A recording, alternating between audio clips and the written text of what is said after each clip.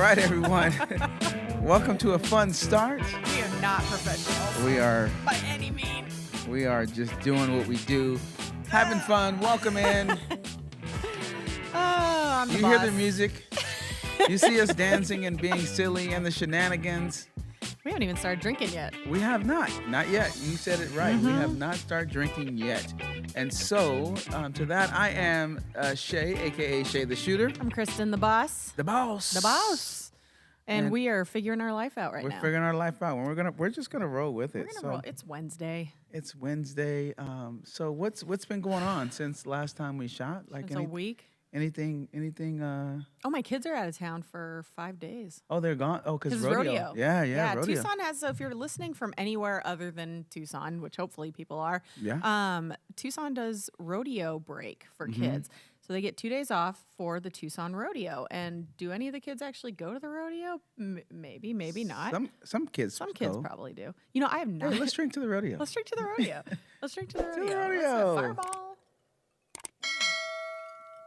Fireball. I was on a fireball kick today. You know, I have lived here for off and on since 2004. I've never been to the Tucson rodeo. I've been to a ton of rodeos. I've never been to the Tucson rodeo. I have never been to the Tucson rodeo either. And also, that being said, I have never been to the gym show. I've been to the gem show once, and it was when me and my husband were dating, and I kept trying to hint at diamonds I liked, and he wasn't buying it. So he wasn't feeling you on that. He wasn't falling for any of that. Yeah, I've been once, and it was cool. But I mean, you know, the gem show's spread out everywhere, and so you kind of have to research really where you want to go, what you want to do, and I think it's really cool for avid gem people, jewelry makers, fossil, you know, what do they call those?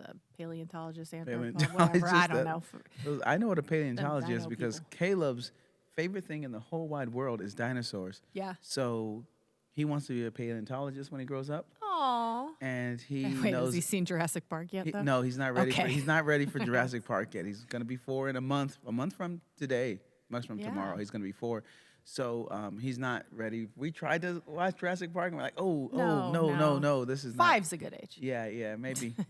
But he watches like the Jurassic Park Camp Cretaceous, and he knows all the dinosaur names, and he has a dinosaur encyclopedia that he looks at every day before he goes to bed. Oh, I love it. And so he listens to he watches the encyclopedia, and he listens to the names of them so he can figure out what they're saying. So he knows all the technical names, you know. Oh, that's like cool. if you say T-Rex, he's like, no, Tyrannosaurus Rex that.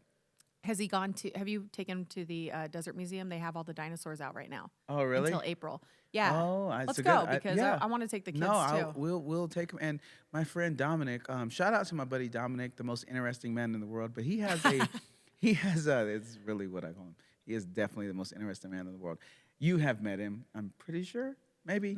I meet all. He's a photographer, but he's kind of retired and doing whatever he wants to do, whatever interesting people do.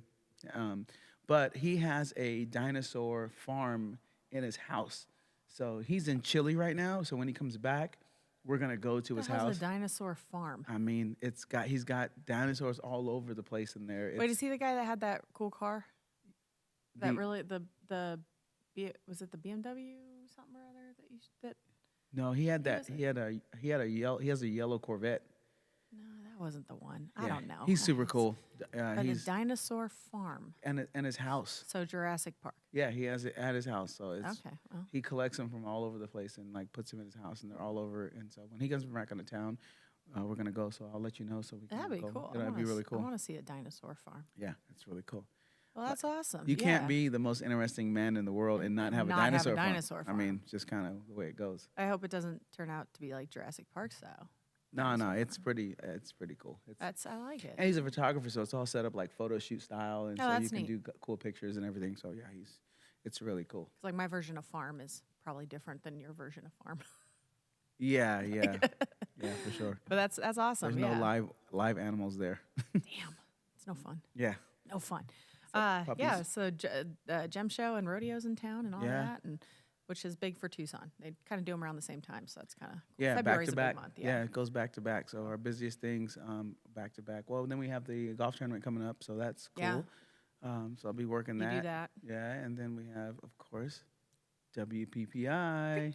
That was a month, like 2 days ago, I think that it starts, and I'm so excited because, like, I pulled out. I was going through my crap in my office, and I pulled out my 2-year badge or whatever. And I'm like, man, I skipped last year though, so I don't know if I'll get my 3-year badge. Oh, yeah. I hope I do because my account was still active and stuff. So hopefully they give me my little 3-year ribbon at the bottom, and I'll be like, yeah, I've been here I've 3 never been years. to WPPI. It's crazy, which is All the nuts to years, me. yeah, Like I love it because it's connecting with people from literally all over the world. Yeah. Because we met some French chicks 2 years ago, I think, and I think we tried to get them to go out with us, and like because we were going to go to the Cosmo and go to the Speakeasy, which we're going to go to because it's so Okay. cool. I love it, and that's Josh, I wish you were coming with us. It was so fun when you were with us. Oh, Josh is not coming? He's not coming this year, Oh, man. unfortunately. I think he had some other stuff he had to do. Crocs are in the shop? So I told him, actually, I talked to him 2 days ago.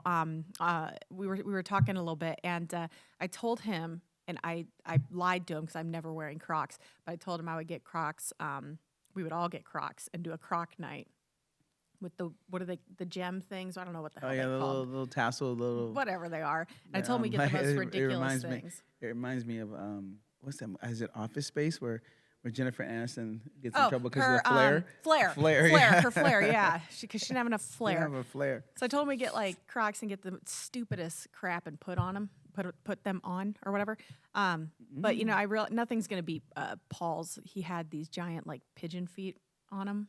Oh yeah. Yeah, and nothing was gonna beat that. So I told him we'd have a Croc night. I don't know if that's gonna happen in his honor, but we could definitely go out and go to the Cosmo for you, Yeah. Josh. It's gonna be sad that you're not there to buy us tables and drinks though. There's gonna be there's definitely some people I want to see there, not like in like conferences or stuff, but just like To meet. guys that just to meet, and so I'm excited about that too. I think that's what we're really going for is like the showroom, Yeah. and they'll be there, which is great. I mean, if it's anything like it was the past couple of years, like you walk in and it's Canon's on the left, Nikon's on the right. You walk in, that's those two big exhibits right then, and we'll be going with our 35s. Oh yeah. So that's gonna be Well, really sweet.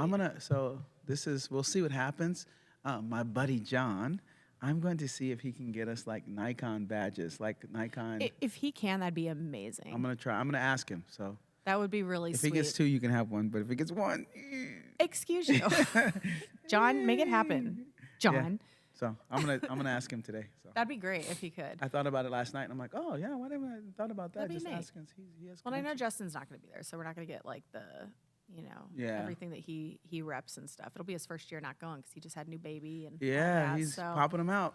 geez. Congratulations, Justin. Yes. Yeah. Baby number 2. Two, little boy.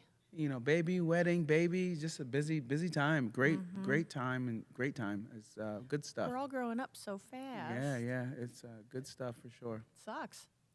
No, it doesn't suck. It's, I hate it's growing awesome. up. I think I'm going through a midlife crisis, actually. You're not. You're fine. No, I'm You're fine. getting old. Have a drink. Okay, all right, fine. Damn it. I guess.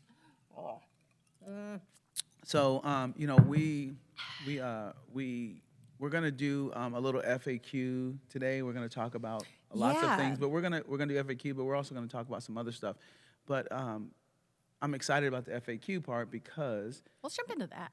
okay, we can jump in that, but I'm excited about it because we definitely said we want to make a conscious effort this season to talk about things that help vendors, brides, and anybody who's in the wedding industry. And I think these FAQs will be definitely something that will help, that can help everybody, something that everybody can 100%. relate to. And the other thing I'm excited for is that we're besties, but we also have like different opinions on some of the things. Yeah. And which is great because there's more than one way to skin a cat, so to speak. Right. There's how this is just gruesome. our opinions and from our experience, kind of what we see works best for our flow and the way that we do things and the venues that we work at. So it'll be cool to talk about that. But also you had something else you wanted. I get asked actually quite a few times by other photographers that they've got a decent following, which this kind of ties into it because I think a lot of times people relate like the larger following you have, the more work you get, which apparently is, it's obviously not true. Because even when I had like a very little following and stuff, I was still working a lot more than a lot of these people that have a larger following. And there's one person in particular that anytime I run into him, and he always asks me about this, and he's like, do you pay for advertising or anything like that? Yeah. Like, how are you getting so much work, kind of thing?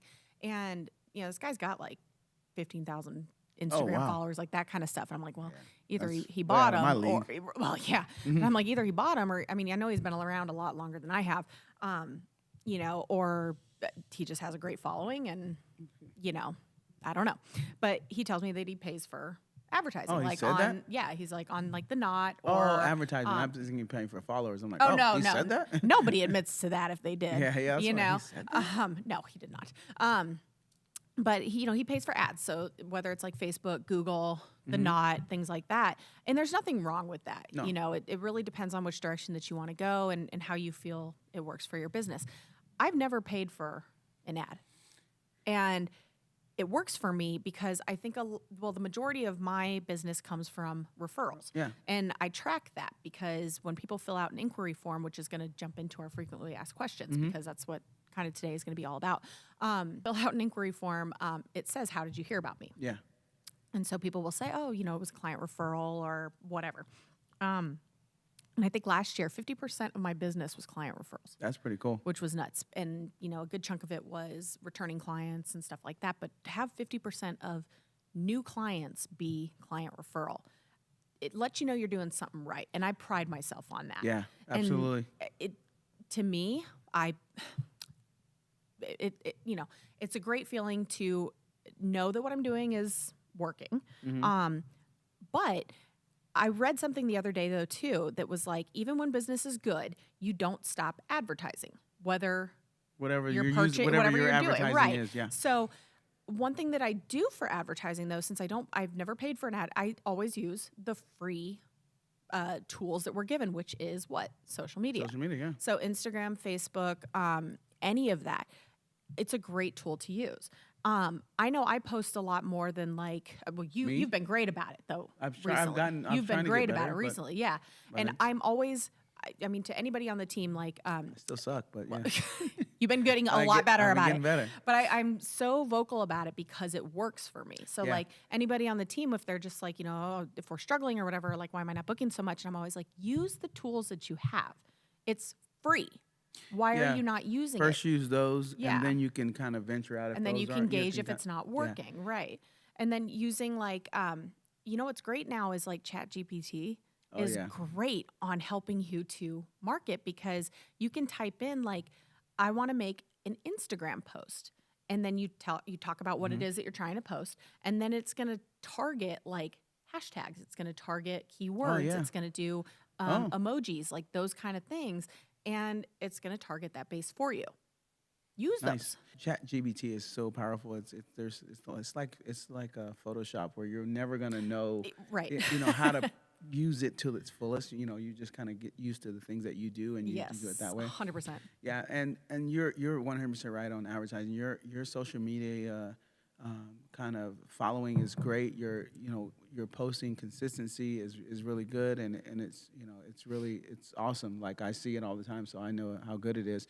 It's funny because this is where we kind of differ. One of those things where it's just different. I don't post as much. I'm starting to post more, but it's not. I don't think a lot of my business is coming from those posts. I think I'm getting a little bit, but not a lot of my business is coming from those posts. Because my referrals come. I obviously a lot of referrals, but it's different because it's I've done stuff. I do so many things in town that I'm kind of on the old school. I'm still kind of grandfathered into the old school kind of referral system and marketing kind of system in that sense, where it's not social media based. It's more of just hey, I see him everywhere doing this and doing that and doing this, and everybody I know has used him to do something. So it must be fine. And so that's kind of where my marketing strategy, I guess, if you call it, is just more of just being nice to people and being out there, and the years of doing a lot of events, whether they be I do a lot of my marketing is from working with other organizations. We see that everywhere we go. Yeah. Every time we go out somewhere, somebody knows you. Yeah. We cannot go to lunch without somebody being like, Shay, And I'm like, here we go again.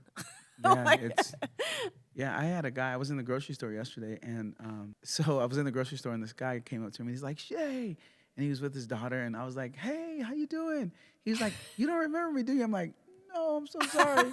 He's like, I'm Manny. I'm like, oh, Manny and Denise. Oh my God, that's so awesome. You know what I mean? Like, and as soon as he said who he was, I knew exactly who they were. She wasn't with them. It was him and his daughter.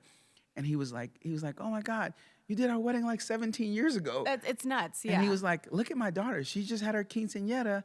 And you know what I mean? Like, that's crazy. She was like, you took her baby pictures, and like it's so crazy. It's crazy. Like, yeah. And so it's just like that kind of stuff like that, where it's just like I've done stuff in Tucson for so long that I just know a lot of people, and I try to do good work, but I'm not perfect, you know. But, no, you do a great job at it, and it's not.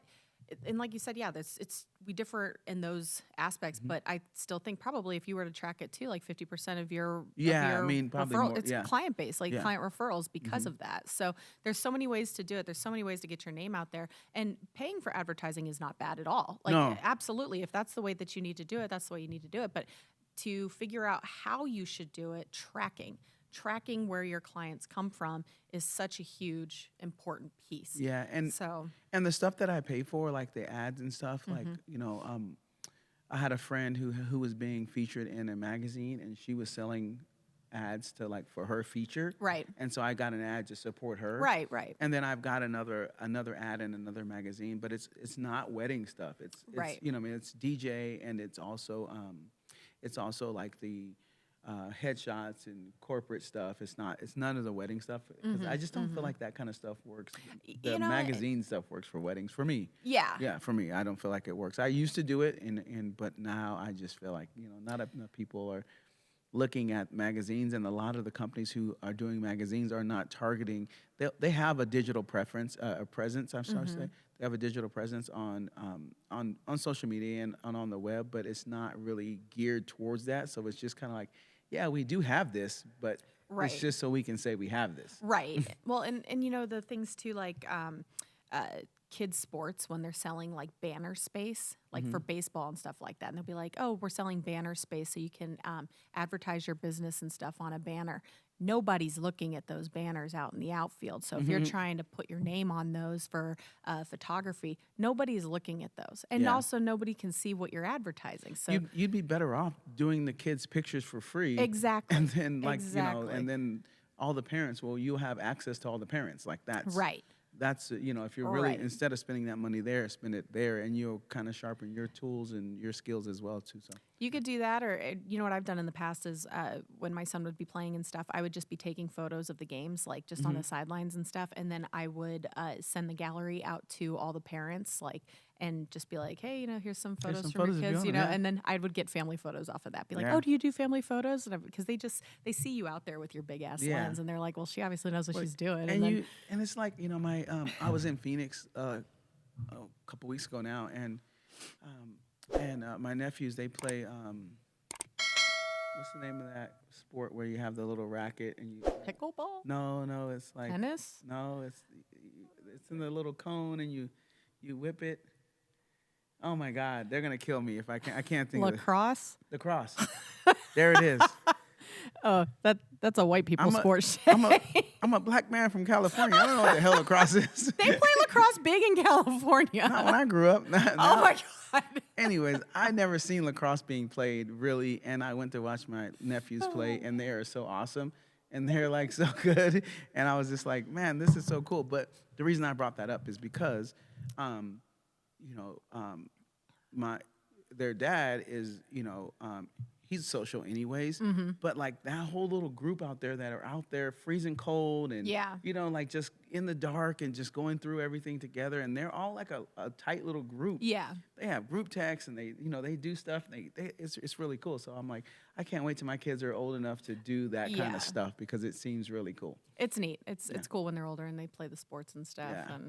And they will play lacrosse. I hope they will play lacrosse. Hopefully they have it in Tucson. Cause, they do. I know. I'm pretty sure Catalina Foothills has a team for high school and stuff. They're not high school yet. They're in middle school. Okay. But so they play I'm like pretty sure they've got to like play clubs, some. Yeah, they've got to play club around here. And then they like so from what my brother-in-law was saying, they like they love hockey. I know they love Yeah. hockey. I've gone to their hockey games and watched them practice and stuff like that. So they love hockey, and so lacrosse is kind of the next closest thing to hockey Yeah. because you get the check and like Oh, you yeah. can be physical, and they like that. It's a cool sport. Yeah, it's really cool watching them practice and just it was cool. That's cool. Yeah, it was something I had never seen before. So Yeah, I was thinking about the other day actually when we were I was doing the photos with the horses with Tim and Jen, and you know I did it for me big time for like the marketing. Again, you got to market yourself, right? Yeah. You gotta show that you're relatable, Branding. all that kind of stuff. Branding photos, yeah.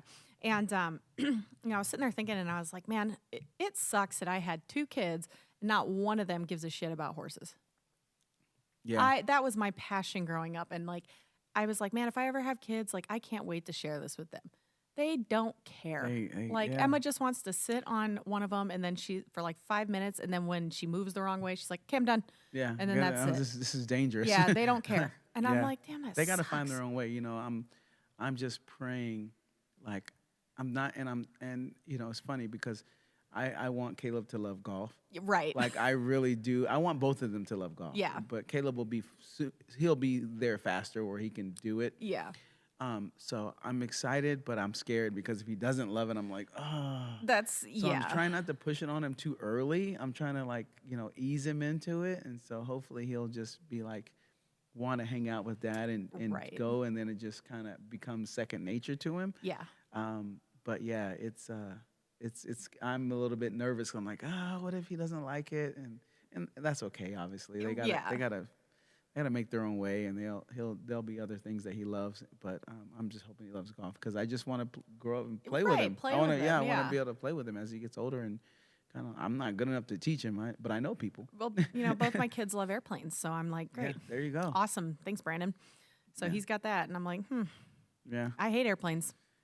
Caleb loves dinosaurs. Yeah, so. I know.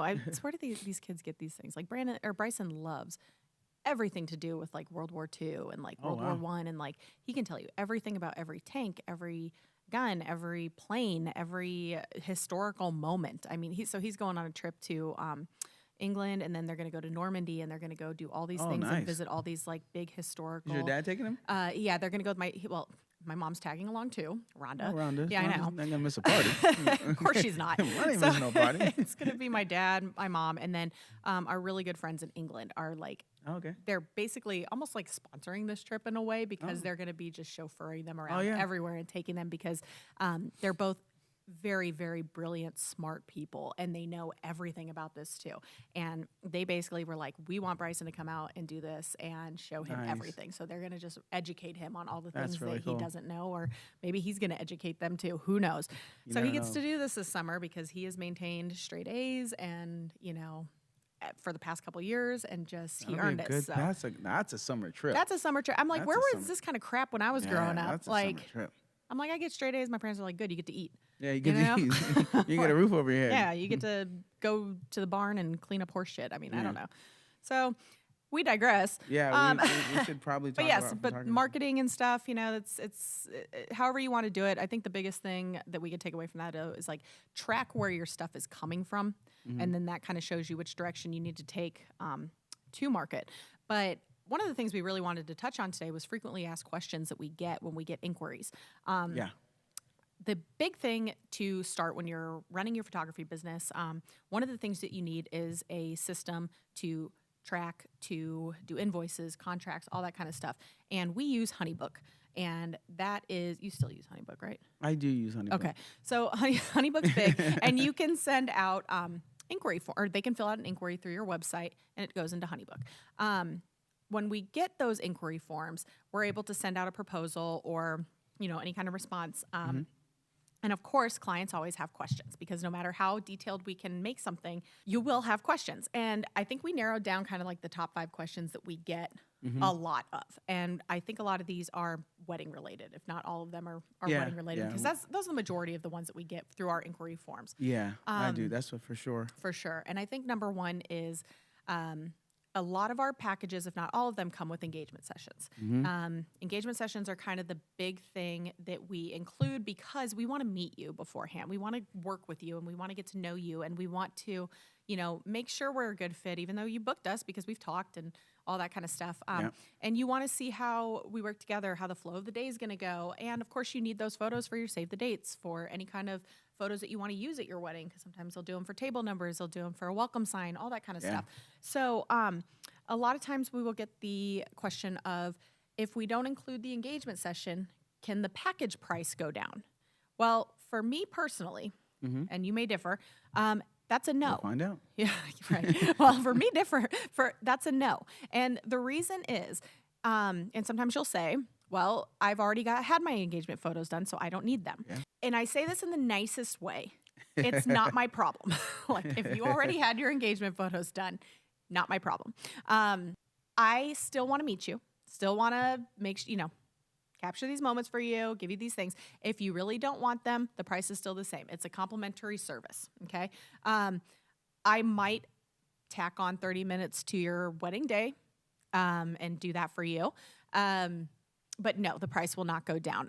It's a package and a complimentary service for a reason. It's why I do them. That's my kind of answer to that question. So yeah, I'm similar on that.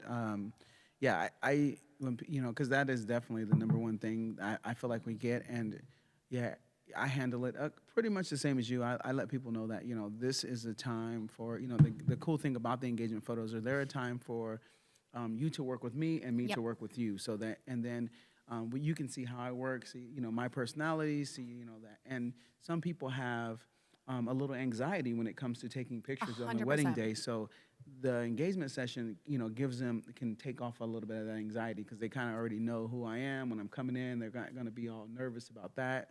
And so that's one thing I tell people. The other thing I tell people is that it's also a chance for you guys to work together. Yes. Like for bride and groom to work together, because for a lot of people, the engagement session is the first time they've taken professional photos together.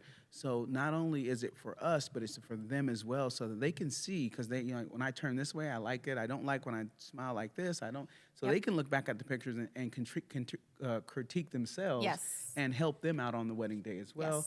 Yes. And so the other thing I always tell people in a joking way is I just let them know that, I have friends that I go to their house and all their pictures are wedding pictures. Yep. And so it's nice to know that you have some other pictures that aren't wedding pictures, as well as, like you said, using them for save the dates, using them, at the wedding for, as people walk in, you might have a big photo there, or, on the tables, or wherever you decide to use them. If you have a wedding website, you might want some, you put them on the wedding website. So that's, and then if they still don't want to do them because they've already got them, I just let them know that, you can apply that time towards the wedding day. Exactly. And just leave it at that. I don't even have any wedding photos up in our house. I have our engagement photos.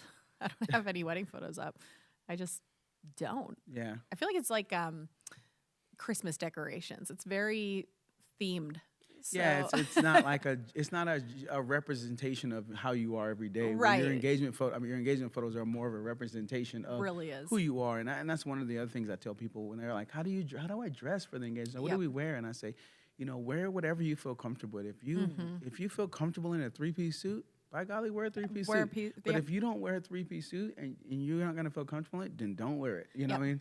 So it's just whatever you feel comfortable. And I always say, and also like maybe pick an outfit that if you guys are going on a date night, you would wear on a date night, because you could possibly go on a date night right after the engagement session. And it depends on where you are too. So like, don't wear a full blown, like, let's say you're ranch people. Don't wear a full blown like Western attire if you're taking photos downtown.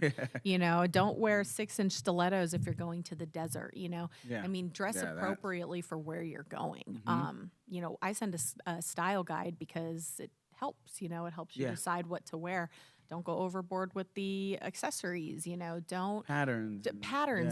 Just dress simple. I mean, you don't have to overthink it. And there's a lot of things probably already in your closet you have to wear. You don't need to go nuts.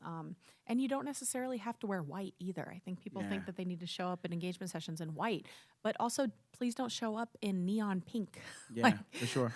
So that's a big one. And another thing that we both do, with helping with the FAQs and helping with couples kind of navigate through their wedding experience and wedding planning, is we also have a guide that we send them that lets them know, like you said, has your styling guide on there. I have one that has kind of color palettes and things like that as well on there, so that people kind of have an idea what colors to wear based on where they are and stuff. So that's a good tool as well. Exactly. So yeah, no, your price doesn't change, and we will help you with those photos if you want them. And if not, we could tack on a little bit of time to your wedding day. So it is a complimentary service. What about when people ask you, do I need a second shooter? Yeah, so that's a good one. So we are perfectly capable of handling a day by ourselves. That's not an issue. I love having a second shooter, and I love it for many, many reasons. I can probably sit here for 30 minutes and tell you all of the reasons that I love having one. But I'll probably just name a couple. Number one, having a second shooter is a great insurance policy. And I say that and not to scare people, because our gear is great. We always make sure our gear works and stuff before going to a wedding. We have extra cameras in case something happens. That's not a problem. All of our cameras, we have dual slot cameras. I am such an advocate for making sure we have that people who shoot weddings have dual slot cameras, because if one of the cards corrupts, everything is still on a backup card. If something happens to one of my cameras, I still have another, and I still have another in my bag just in case. But let's say, God forbid, let's say I get in an accident on the way home and my car is totaled and my cameras are destroyed. I mean, God forbid. I still have a second shooter who has all of my files that he took or she took with them. So at least your whole day is not lost, right? Also, insurance policy for you and for their guests, like step in the middle of the aisle during the first kiss. Yes, or, I have another angle from the second shooter. Exactly. They were somewhere else, because you will not see my second shooter right next to me if they're doing their job. They're supposed to be capturing angles from a different vantage point, which is number two. They're capturing a second side of your story. They're finding a different vantage point, different views. They're capturing your entire beautiful wedding story from a whole different aspect than what I am. They can be in another place that I can't. So let's say your timeline is constricted and I need to be with the bride while somebody's with the groom. Otherwise, we're not getting groom getting ready shots because you only hired us for 4 hours or something. I can have that person be in another place. So I can technically be in two places at once. My second shooters, this is why we have a team. Our second shooters, we're a family and we feed off of each other and we have a great time with each other. And I think it's essential, because when we're having fun and you're having fun, we're all having fun together, and the day's just so authentic, and we're a team, and it's just wonderful to have. I can go on and on and on. I love having second shooters for a lot of those. All those reasons primarily, but it's such a key thing. But I think you get more photos too. I'm giving you more photos back because I have a whole nother set of cards to go through. I never cull through cards and look at them and say, all right, I've already gotten 800 photos. That's all I need. I can remove the second shooter. I never, ever do that. No. Never do that. Everything that looks good. You would do that one time, and then somebody would say, we took these pictures with the second shooter and with the other person. And where'd those photos go? And you're like, Right. And it's happened before too, where somebody has shown a bride and groom a photo on the back of the camera and been like, isn't that great or whatever? But then when I go home and I put that card on my computer and I look at that photo, it's blurry. It's not in focus. Because you can see on the back of the camera and it look like it's in focus. And you're like, yeah, okay, great. But then you go and you're like, crap. It was not as clear and I will not deliver a picture that does not look good. So you get more photos, two sides of the story, all sorts of stuff. I think I really, everything that you said is correct. Just really quick to recap that, just with the key points that I think are the key points on that is, first of all, getting the two angles and having that insurance policy. The second one is condensing your timeline. So that, like you said, two people can be taking pictures in two different locations, so that makes it so we don't have to start so early. You know what I mean? Right. To get everything. So that really helps with that too. And then just, also, I'm doing family photos. You can be doing, you can be at the cocktail hour doing some photos of the cocktail hour. Which is so big right now. So, or, family pictures, one person shooting, the other person, culling people and making sure that, calling out who's next. We got these family. When you have big family, people who want a lot of family photos, that's really nice to have that. And you do a really good job of having us cross that off when we work with you and going through that list. I get called bossy all the time, which is, but in a good way. Like I'll get the family members will be like, wow, she's really efficient, or wow, she's really bossy on that. I like it. And I'm yeah, because I want to get these done to get you to cocktail hour. Yeah.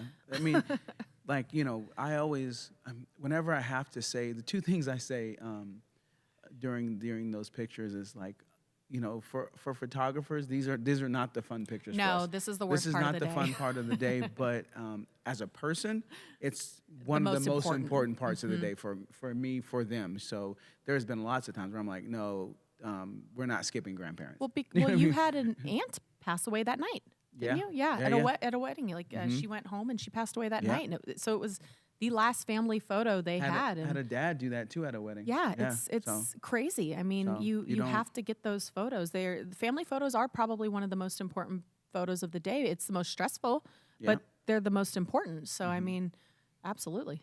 And I also tell people, this is a little bit different, but I also tell people, these are going to be posed. Like there's no way, like some people are anti-posing picture. Like your family pictures are going to be posed. There's nothing candid about these. You're not dinosaurs walking through nesting ground and we're just going to capture these cool photos of you guys all walking together eating. We're very dinosaur oriented today. I'm loving it. So it definitely has to be posed, and that's the way to get the best photos, and that's the way to run through it as fast as we can. Well, parents like those ones anyway. Those are the ones that they print and put on their walls or Facebook, covers or whatever. I mean, you got to do some tradition, I guess, as traditional as we like to not be. I've had a couple times where people people who aren't even like, you have like an aunt or an uncle who they want in the photos and they're just like not happy about it. And like, oh, we don't want to do. Why are we doing all these photos? And why are you?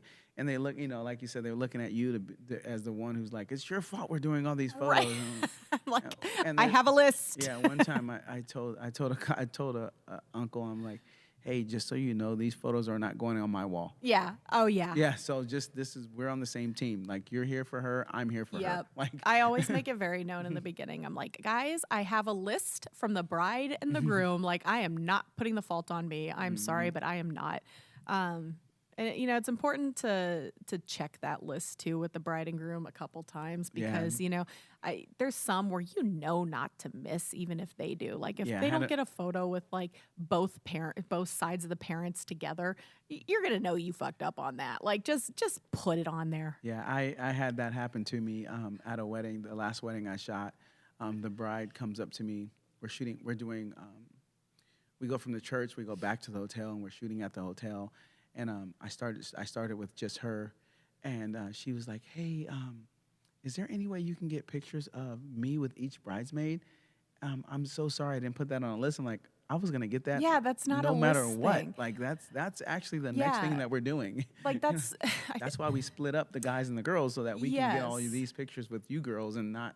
And you know what? When they say that, because they will say that, and they will do that. They'll be like, "Oh, I didn't put on the list like I want with my bridal party." I'm like, "Honey, I have that on your timeline that we're doing bride and bridesmaids." Like that's a whole thing. But then I have to remind myself, this is their first marriage. Like they don't get married every day. Like they don't know that this is, and they're nervous and, so it's okay. Like there's not a lot of questions that brides ask that make me just look at them and blink, like, so those are, it's okay. Yeah. And then the last thing on that is going to be, like you said, which will lead into our next thing, is the amount of pictures that you get. Like, it's going to be more with the second shooter. You're going to get more pictures with the second shooter. So the next FAQ is going to be, how many photos do we get with the package?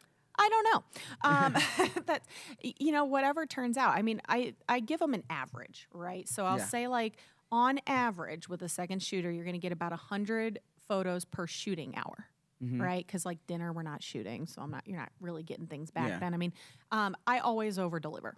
And it's because we have a habit of overshooting, which is fine. That's not a bad thing. I don't overshoot. You overshoot so bad so bad. As a second shooter one time, he gave me 2 cards back with 8,000 photos, and I about lost my mind. I think I called you. I called you and apologized. Yeah, you did. You called me and apologized, and you were like, you go, I am so sorry. And to me in my head, before you even said anything else, I was like, oh my God, did the cards corrupt? What happened? Did you shoot in JPEG? I was freaking out in my head before you said, I think I overshot that wedding. And I'm like, okay, like, you're not telling me anything I don't already know. Like, I was this is I was backing him up, and I was like, oh my God. Yeah, and I go and I look, and I'm like, why is there 4,500 photos on this one card? And then I go look at the other, and I'm like, why is there 4,000 photos on this one card? I really like that couple. You I like really that family. Did. And you can, and that's nothing we wrong. just had a blast. I'd rather you overshoot than undershoot, you know, and that's kind of the key. But that was not the norm. But I do overshoot, but not usually like that. But you know, people when they you know, because oh my God, it's inevitable. You always get like the uncle that's like, how many photos did you take today? I bet you took like 3,000. I'm like, okay, Uncle Joe, go sit down. Yeah. You know, and brides and grooms will think like, oh, we're gonna get back like 4,000 photos. No, you're not. Like, it's gonna depend on, you know. You got a group of 20 family members there, and I probably took about 30 photos because somebody's blinking, and I'm not going back and swapping heads. Like, you know, it's stuff like that. Or, you know, doing ring shots. If you've got the big solitaire diamond and stuff, and I'm trying to get it in focus along with other things in your flat lay, I mean, I'm going to take like 50 photos of that. I mean, you know, it's calling through stuff to get that one perfect photo is why we shoot so much, and that's okay. Or if we're doing a lot, you know, I'm a big candid shooter. Or prompting and candid shooter. I'm not a pose shooter. So when I do groomsmen photos, I like to make them have fun, even when they don't want to. Like, I like to make them skip and frolic and throw each other. And, you know, so I take a ton of photos during those, like, because it's a lot of movement, and I want to see what one captures the essence of that particular prompt best. And so, you know, you get a lot. And with the second shooter, you're going to get a ton more. But on average, I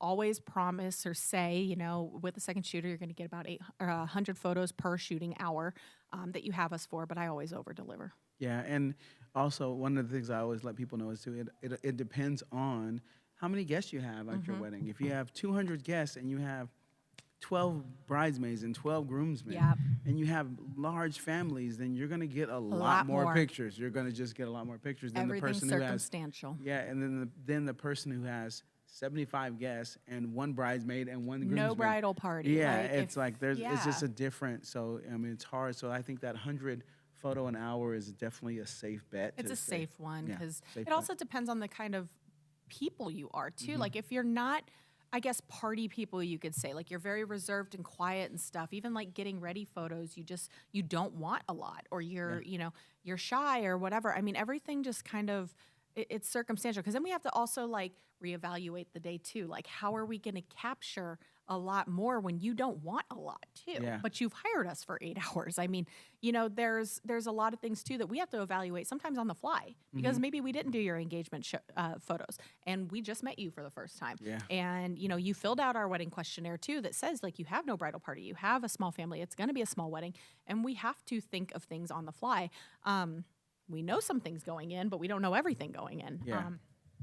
So yeah, it could be raining, and we have to, you know, do all of your bridal portraits inside, and it might not be aesthetically pleasing, and we have to, you know, kind of make up stuff as we go. We have to find these places. We have to do certain things. I mean, a lot of things are circumstantial. We make it work. But the 100 an hour. But the 100 an hour is very safe. Very safe. And very, very, very much the norm in the industry. So. All right. So what's our next FAQ? RAWs. Don't ever ask us for RAWs. I've gotten that maybe a handful of times, and it's usually from people who are like, you know, I dabble in photography too. I might want to edit some photos myself. Can we get the RAW files? And for those who don't know what RAW files are, you know, it's the file straight from the camera. We shoot in RAW footage, so it's the photo that we see right at the back of the camera. RAW files allow you to edit, you know, in Lightroom, Photoshop, where you can adjust the white balance. You can do a lot more than if it was just the JPEG file. I'm trying to think of a good analogy for people who aren't. You don't go to McDonald's and ask for your frozen patty and buy it right there to take home. you go to McDonald's and ask for your Big Mac or whatever, and you eat it there. Like that, you get your full meal right there. Like well, here's a good one. So, because this is personal. This makes it more personal because it's a personal preference on editing and how you shoot and how you edit is your style and your personal, feel. So it's like having a steak. You know what I mean? So you have a raw steak and. If you cook the steak, it's gonna be different than if I cook the steak. You might like your steak on the grill, or you might like your steak, in the oven, or you know what I mean. Ew. I'm just saying there's different ways to cook a steak. You might like it. No, it's all. I lived in England for 4 years, and it's yeah. dreary. And It's you gross. can't always like go out on the grill, and so you got to learn how to cook. I cook steak, I cook ribs in the oven, and they were so delicious. But that's not what we're talking about here. But that's what it is. It's a blank canvas. It gives you a kind of a raw. It's a huge file that has all the information stored on it. So it's a raw piece of meat that's not cooked. Yeah. And so then you have to cook it to your taste, and so you can think of not just cooking it, but also seasoning it to your liking. You know what I mean? So it's just a lot of different ways that you can go from that raw file, and giving somebody a raw file who doesn't know what they're doing is a big problem, because the picture's gonna look washed out and not look good, and so they don't know. And if they don't have the right program to read the raw files from said camera, well, it's not even just that too. We're artists. Yeah, doesn't mean you hired us for our art. You saw our editing style, you saw our shooting style. We're artists, and so you taking our art and doing something else with it is wrong. I mean, it's not. I don't know how else to really phrase that other than the only thing I have with that is that I agree 100% with what you're saying, but at the same time, some people are going to take that JPEG file. Of course they are, and put an ugly filter on it, and we see it all the time on Instagram. The blacks and just just they're gonna jack it up. So they're gonna jack it up if they're gonna jack it up. There's nothing you can really do about it, but. The problem is like now one of the problems is that you got to give me a hard drive that can fit all those RAWs on there first of all. Yeah, and so then you got to know how to edit them, and now you're going to come back to me like saying, I don't know what to do. This picture looks, it doesn't look right. I can't get So it's just my biggest thing is they're going to market my work because they're going to say, oh, my wedding shot by so and so, but they're going to market my work with that editing style, and that's not me. Yeah, well, the same thing with the JPEGs. Well, yeah, and people do that too. And they're not supposed. Well, in my photo release, it says you are not allowed to manipulate this photo in any way, and I'm sure they still do. But you are not allowed. Like it says it in there, and you signed it. So if I ever wanted to do something about it, I mean, I'm too lazy to. But like if I ever wanted to do something about it, I could easily show whoever this photo release that you signed. Yeah, you're not supposed to do this, but it's like you said, it's a very rare that it happens. But when it happens, people are usually pretty adamant. Like last time it happened to me, I said, "Oh yeah, absolutely, you can get the RAWs. It's going to cost you an extra $1,000." And they're like, "No, we're good." Oh, charge them something even more obscene because I'm sure somebody would pay that at some point. I'd be like, "Yeah, fine, $5,000." Yeah, it's like, and they were like, "No, we're good." Yeah, no, never mind. Okay. I mean, yeah, it is very rare. Like I think I've only had like one person ask me for him ever. And it's because, like, her mom was like, oh, her lips were not that color that day. And I was like, okay. They were, but okay. Oh, wait. Oh, yeah. So I get asked this a lot, too, because so in my contract, you are not allowed to hire another photographer, right? You are not allowed to have any other photography services there, professional photography services. Uncle Joe is not allowed to be there with the camera shooting over our shoulders. One time at a wedding, we had a bridesmaid with a camera who was sitting there shooting photos. She even pulled the groom out to give him the bride's gift and didn't tell us and was shooting. You were there with me and was shooting his reaction. And I went out and put a stop to that. And then I went and told the wedding planner and she put a stop to it. So there is a reason that we have this in the contract that says you cannot enlist other photographers or have anybody else there with cameras shooting your wedding. You are going to make us miss something. You're going to get in our way. So I get asked this too. With that, are we allowed to have a tripod set at the back of the ceremony? Because we're not going to have a videographer. Can we shoot our ceremony just with a tripod in the back? Absolutely. We don't care. But I'm not editing out your tripod. Like that's kind of the thing. I'm not avoiding your I'm not avoiding your tripod either. I'm going to get where I need to get the shots. maybe like 1 or 2 wide angle shots of the whole ceremony will I edit out that tripod. But and that's more for me to post my sneak peek. But for the rest of the wedding, I'm not editing out that tripod. I will absolutely help you and tell you where to put it so that you can have the best view of your whole wedding. But that's it. And yeah, I'm not going to avoid it. Like, I have to get where I need to go to get the shots. I'm already one of those people that I will not cross an aisle in the front. I will not get in the way. I will not try and be up where I don't need to be, basically. I use lenses that make sure I don't have to be all up in your face. But I will not avoid the tripod. Yeah, you know, it's funny. You run into this so much. Yeah. I feel like every time I work with you, you have that. There's that freaking tripod. There's that problem. You know, an ant hiding in the bushes, taking pictures during the ceremony. Like I feel like you have, and I don't have that problem very. I don't want to be seen. Yeah. I'm just like, I don't have that problem, so I don't get that question too often either.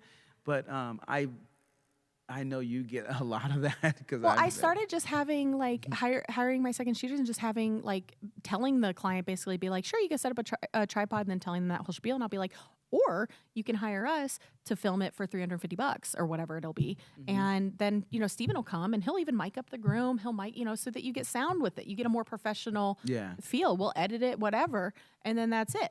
But like, you get these people that'll come and I'm sorry, I don't mean to be these people, but like you get people that'll come with like these freaking, you know, little tiny handheld cameras that were out in the 80s and set it up on a tripod in the back, and they're not even really doing anything. And they also cut out before, you know, 5 minutes are done because they don't know really what they're doing. Just have us do it. Just hire us to do it. We'll do it. We'll do it. Yeah. No, for sure. No, I'm a hider. I don't want to be seen. Don't look at me. Yeah. I'm lucky I haven't got that problem that much. I have had a couple of times where I've had to tell people during family pictures, like, hey, you know, people are looking at you. Right. They're looking at me. Like, this is, you know, we're both losing. Yeah. Like, no one's winning here. So let's just, like, let me do this. Yeah. They hired us. Enjoy the moment. Yeah, just be there and enjoy the moment, please. Like, try to be as tactful as possible. Like, hey, neither one of us is getting the shot we want to get. So I feel like I should be the one to get the shot because I'm getting paid to be here. And I've never had anybody give me a problem. But I haven't had that very often. But, you know. They're usually pretty nice about it. Like, have you ever had somebody just, like, blatantly step out right in front of you in the middle of the aisle to get that first kiss shot? Oh yeah. I had somebody do it with a giant iPad. The good thing about those people is that, you know, if I wouldn't do it, but if I was going to be that person, I would be a little bit more tactful about it. The good thing about the people who do that is that they're that way from the bride walking down. Right. So you kind of know that like, this chick is gonna jump out. Like she's a jumper. She's a jumper. we got a jumper. We've got a jumper, guys. So you kind of know, you know, they don't usually wait. The people who are that bold, they don't usually wait until the first kiss to do it. They've already like been in your way, and so you kind of like, let me just step right in front of them, and I'll stand right next to them just so that they can't even move and get that shot and do that. I'm like, this is a big deal. Like I'm sorry. It's always funny to me that people think that their iPhone or their iPad picture is going to be better than mine. Well, and they just think the rules don't apply to them. Yeah, and they're usually, it's always an ant. It's always an ant, which is just mind-boggling to me. And it's like, it's never like a close ant. Yeah. It's never a close ant. So everyone, whether you are a photographer, a videographer, a bride or a groom, a mother of the bride, a mother of the groom, I think the best way to handle that, especially during the ceremony, is to do what we're seeing a ton of now, is the unplugged ceremony, where the officiant or the DJ explains to people that the bride and groom would like you to be in the moment. They've invited you here to witness their ceremony and witness the vows, and in witnessing them expressing their love for each other in front of the people that they love. So they want you in that moment. So that's the best way to combat that during the ceremony, and usually that's where you have the biggest problem. It is their ceremony. After that, it's after not that, really. I mean, by all means, take out your camera during cocktail hour. Share, have photos of each other, all that kind of stuff. During the reception, like when we're done doing, entrances and stuff and first dances and all that. But like, you're gonna get access to the gallery anyway if they want to share it. Yeah. I mean, you don't need to post on social media right away. And if you post before the bride does or the photographer does, shame on you anyway. Like, I hate to say it, but usually they want to post first, or we do, we do on their behalf. I mean, just don't. I don't mind that either. Like, if they want to post their well, iPhone photos, sometimes the bride does. Like, she doesn't want to be seen until the professional ones are posted. I mean, it's always ask them, of course, but like, you're also not going to look back at your iPhone photo 2 years from now and be like, oh my God, like, you're going to look at their professional photos. You don't need to post on social media right away. Nobody cares.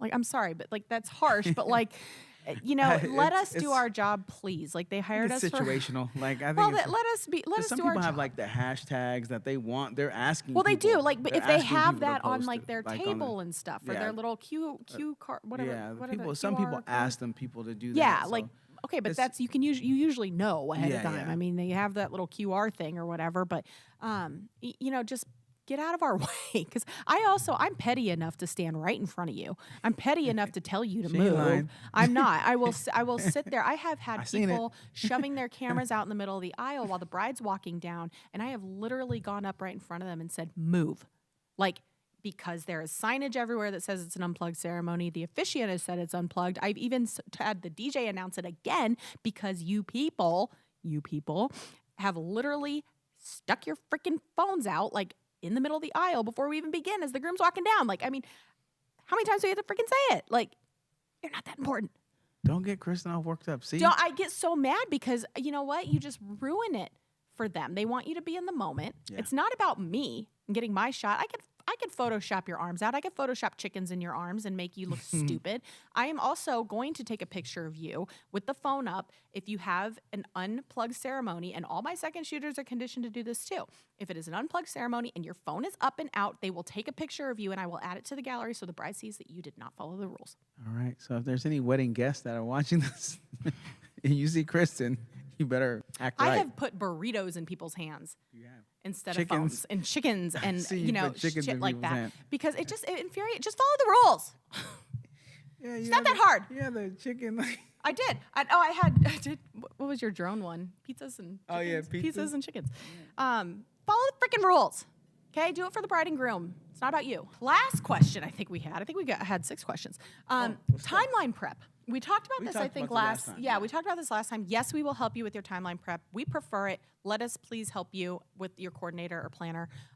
Please don't go in blind and being like, I want a sunset wedding, and then you also don't want a first look, and then we're trying to scramble in 25, 30 minutes, getting photos in, and you didn't know what you were doing.